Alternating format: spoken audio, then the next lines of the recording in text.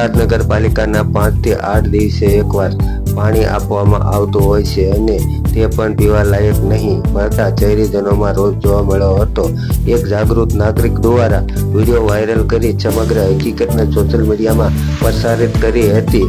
બોટાદ નગરપાલિકામાં ગંદા પાણી આવવા અંગે ઓનલાઈન ફરિયાદ કરવામાં પણ આવી હતી, પરંતુ પ્રશ્નનો નિકાલ ક્યારે આવે તે જોવાનું રહ્યું। તે લોક ચર્ચામાં આવી રહ્યું હતું અને હું છું રિપોર્ટર દિનેશ કુમાર પી બાબરિયા ઘેટી। મારું નામ ભરતભાઈ રાવળ। હાલ હું બોટાદ સ્વસ્તિક સોસાયટી પાલિયાદ રોડ પર આવેલ ત્યાં રહું છું।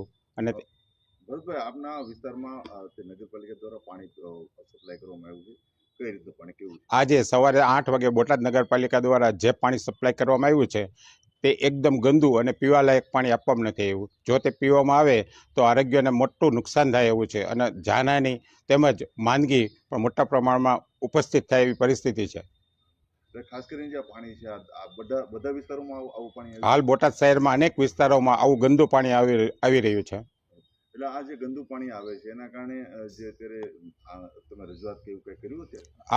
આ જે ગંદુ પાણી આવ્યું છે સવારે 8 વાગે જે આપવામાં આવ્યું છે તે બાબતે મેં 2 વિડીયો બનાવેલા છે અને તે બંને વિડીયો તથા મેટર બનાવી બોટાદ નગરપાલિકાની ઓનલાઈન ફરિયાદ નિવારણ મોબાઈલ નંબરમાં નાખેલ છે અને તેમને એવું જણાવેલ છે કે તમારી ફરિયાદ નોંધી લેવામાં આવી છે।